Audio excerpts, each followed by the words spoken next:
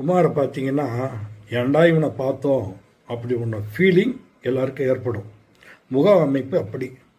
அவன் வேலை போய் தேடி போனான், கிடைக்கல, எங்கேயுமே கிடைக்கல. எல்லா வேலைக்கும் ட்ரை பண்ணான். அப்புறமா பிச்சை எடுக்கலான்னு முடிவு பண்ணான். பிச்சையும் எடுக்க போனான், பிச்சை கூட யாரும் போடலை.